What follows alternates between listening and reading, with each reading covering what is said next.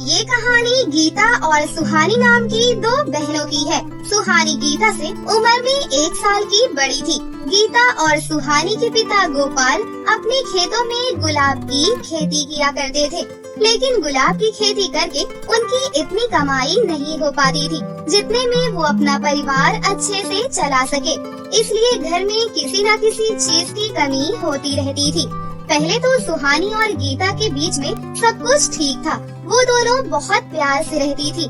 लेकिन जैसे जैसे गीता थोड़ी बड़ी होने लगी, उसने अपने नए दोस्त बनाने शुरू कर दिए।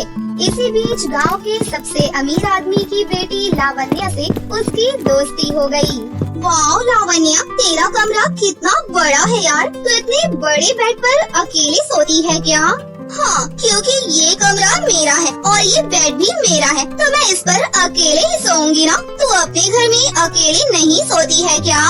नहीं यार, हमारे घर में एक ही रूम है और एक ही किचन है। जहाँ तक बात है बेड की, तो हमारा बेड भी इतना बड़ा नहीं है, छोटा सा है, जिस पर मैं और मेरी बहन सोते हैं। मेरे मम्मी पापा नीचे जमीन पर बिस्तर बिछाकर सोते हैं। क्या कहा तूने? तुम 4 लोग एक ही कमरे में सोते हो? ओह गॉड, तुम्हें नींद कैसे आती होगी? मैं तो अपना बेड किसी के साथ शेयर नहीं कर सकती। लावण्या की बात सुनकर गीता भी ख्वाब देखने लगी। इससे पहले तक तो गीता को आराम से नींद आ जाती थी, लेकिन उस दिन उसे अपनी बहन के साथ बेड पर चैन की नींद नहीं आ रही थी। वो सुहानी के बगल में लेटे लेटे खुद ही सोचने लगी, मुझे इस बेड पर अकेले सोना है। मैं भी अपना बेड किसी के साथ शेयर नहीं करना चाहती। मुझे मेरे बगल में सुहानी नहीं चाहिए। ऐसा सोचकर गीता सुहानी को एक लात मार देती है। सुहानी को लात बहुत जोर से लगती है, जिस वजह से उसकी नींद भी खुल जाती है। क्या है, तो रात में मुझे लात क्यों मार रही है? मुझे नींद में लात मारने की बीमारी है। कल तक तो तुझे ऐसी कोई बीमारी नहीं थी, फिर अचानक से क्या हो गया? ये बीमारी मुझे आज ही लगी है। ऐसा कहकर गीता सुहानी को एक लात और मार देती है। चोट लगने के कारण सुहानी बेड से उठकर नीचे अपने मम्मी पापा के पास आकर सो जाती है। सुहानी को सबके साथ सोने में कोई दिक्कत नहीं थी। उस दिन के बाद से सुहानी जमीन पर ही सोने लगी। अब पूरा बेड सिर्फ गीता का हो गया था। कुछ दिन बाद से गीता सुहानी को बेड पर चढ़ने भी नहीं देती थी। इस तरह गीता को बेड पर कब्जा करके बहुत मजा आ रहा था। इसी तरह मुझे सब कुछ मिल सकता है। मुझे ऐशो आराम की सारी चीज चाहिए। एक दिन मैं ये सब हासिल करके रहूंगी। लावण्या के साथ गीता की दोस्ती और भी ज्यादा गहरी होती गई। लावण्या बात बात पर गीता से अपनी अमीरी का जिक्र किया करती थी। ये सारी बातें सुनकर और लावण्या का घर और गाड़ियाँ देखकर गीता लालची होती गई। ऐसे ही एक दिन गोपाल अपनी दोनों बेटियों के लिए सुंदर सा गाउन खरीद कर लाते हैं। गीता, सुहानी, जल्दी मेरे पास आओ। सुहानी की माँ, तुम भी आओ। आज गुलाब बेचकर मुझे अच्छे पैसे मिले थे, इसलिए मैं तुम दोनों के लिए गाउन लेकर आया हूँ। और भाग्यवान, मैं तुम्हारे लिए एक सुंदर सी साड़ी भी लेकर आया हूँ। पापा, आप अपने लिए कुछ नहीं लाए? मुझे अभी किसी चीज की जरूरत नहीं थी बेटी, जब जरूरत पड़ेगी तो ले आऊँगा। सुहानी को अपने पिता की चिंता थी, तो वहीं गीता मुंह बनाते हुए कहती है, ये क्या पापा, आप कैसा बेकार सा सेल वाला गाउन खरीद कर लाए हैं? लाना ही था तो ब्रांडेड कपड़े लाते। मैं नहीं पहनती ऐसे चीप गाउन। तू ऐसी बातें क्यों कर रही है गीता? पापा ने बहुत मेहनत करके हमारे लिए कपड़े खरीदे हैं, तुझे तो खुश होना चाहिए। तुझे खुश होना है तो तू हो जा खुश, क्योंकि तेरी सोच गरीबों वाली है, इसलिए तुझे ऐसे कपड़े अच्छे लगेंगे। तुझे पता भी है, अमीर बनने के लिए ब्रांडेड कपड़े पहनने होते हैं। लावण्या को नहीं देखा तूने? अच्छा, लावण्या ने ही तुझे बिगाड़ रखा है। जब से उसकी संगत में गई है, बावली हो गई है। गीता की ऐसी बातें सुनकर उसके माता पिता की आंखों में आंसू आ जाते हैं। तभी गोपाल कहता है, बेटी, लावण्या का पिता गलत काम करता है, इसलिए वो लोग इतने अमीर हैं। कोई भी काम करता हो, लेकिन अमीर तो है ना। अपने परिवार को कम से कम खुश तो रखना जानता है। आपकी तरह नहीं, कितने दिनों से गुलाब की खेती करके भी कुछ नहीं उखाड़ पाए। गीता की ये बात गोपाल के दिल पर जाकर लगती है। उस दिन के बाद से गोपाल अपनी बेटी गीता को कभी कुछ नहीं कहता था। इसलिए गीता अपने हिसाब से अपनी मर्जी की जिंदगी जीने लगी। धीरे धीरे गीता और सुहानी दोनों जवान हो गयीं और गीता ने सागर नाम का एक अमीर बॉयफ्रेंड बना लिया।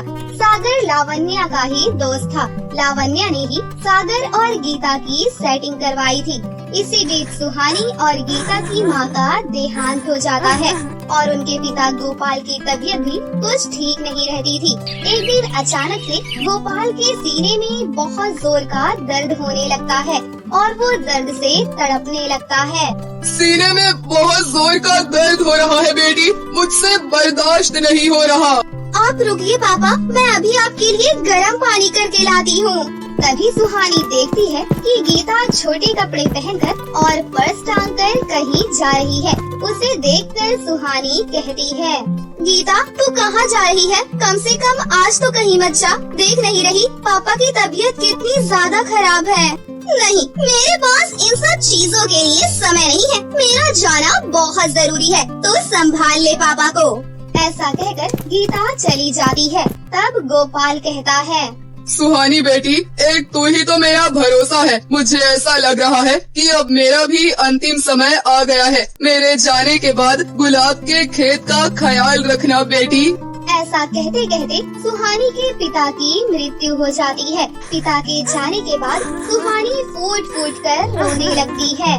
पापा, आप क्यों चले गए? पापा, आपके बिना मेरा कोई नहीं है। अब मेरा क्या होगा पापा? उस दिन रात भर गीता घर नहीं आई। सुहानी ने फोन करके उसे सारी बात बताई। सारी बात जानने के बाद उसने कहा, अरे सुहानी, यहाँ पर बहुत भयंकर पार्टी चल रही है। मैं पार्टी को छोड़कर नहीं आ सकती। तू पापा को लेकर शमशान जाकर अंतिम संस्कार खुद ही कर दे। सुहानी ने अकेले ही अपने पिता का अंतिम संस्कार किया।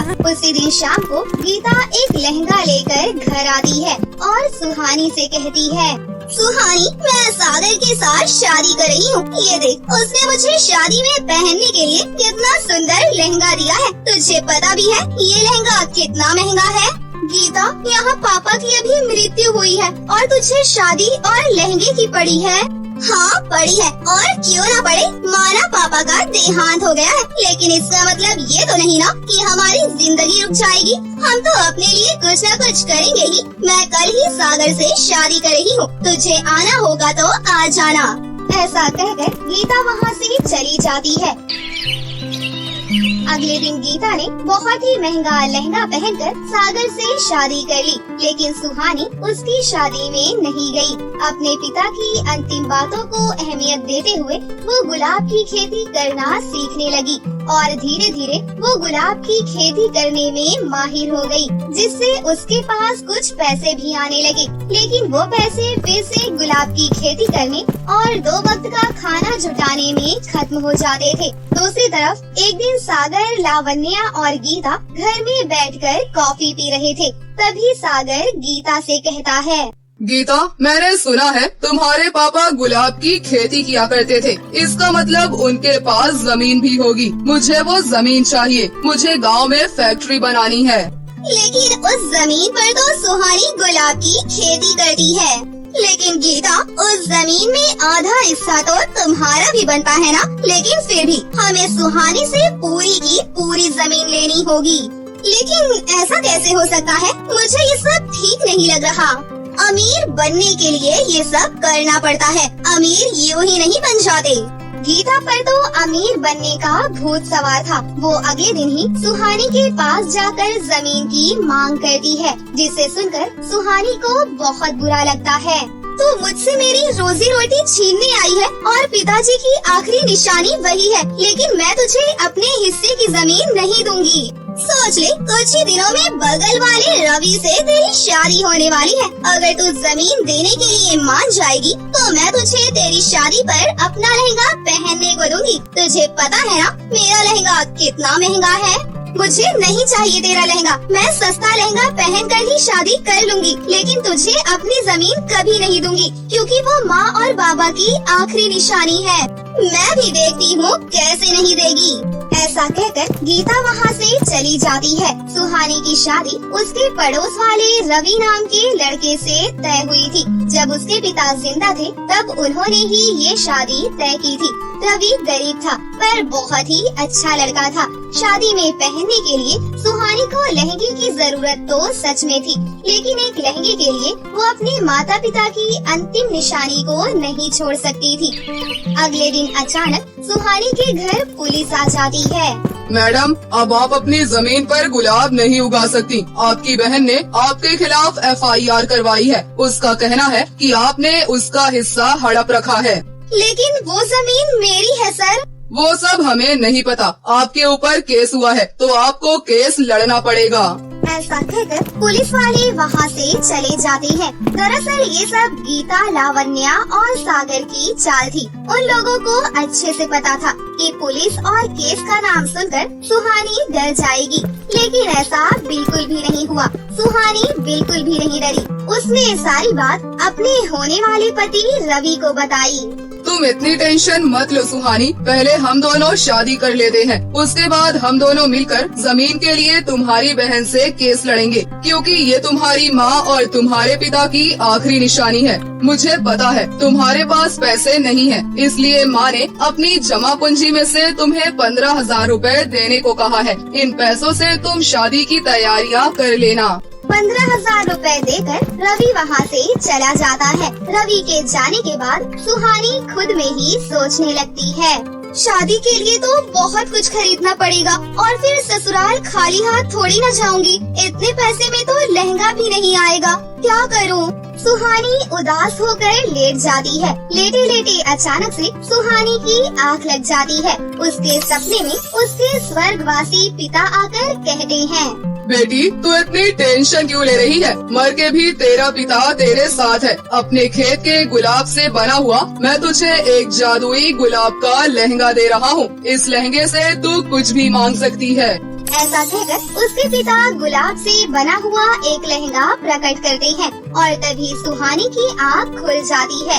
जब वो अपने सामने सच में गुलाब से बना हुआ लहंगा देखती है तो वो बहुत खुश होती है और वही लहंगा पहनकर अगले दिन शादी करती है। उस लहंगे में वो बहुत खूबसूरत लग रही थी, इसलिए रवि उसकी फोटो खींचकर अपने सोशल मीडिया पर डाल देता है। कुछ ही घंटों में सुहानी की फोटो और उसका गुलाब वाला लहंगा वायरल हो जाता है, जिससे रवि को बहुत सारे कॉल आने लगते हैं। भाई साहब, आपकी वाइफ ने जो लहंगा पहना है वो मुझे बहुत अच्छा लग रहा है। आप मुझे वो लहंगा दे सकते हैं क्या? मैं आपको उस लहंगे की मुंह मांगी कीमत दूंगी, या फिर उसके जैसा दूसरा लहंगा दे दीजिए, या तो आपने वो लहंगा कहाँ से बनवाया है ये बता दीजिए।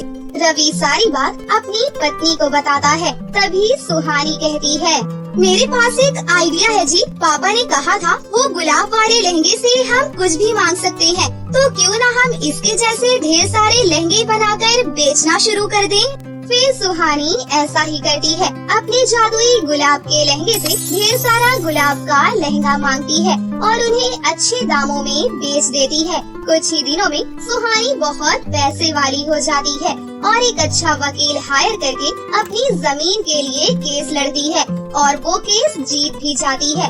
इस तरह वो अपने माता और पिता की आखिरी निशानी बचाने में कामयाब रहती है और दूसरी तरफ गीता और उसका पति हाथ मलते ही रह जाते हैं।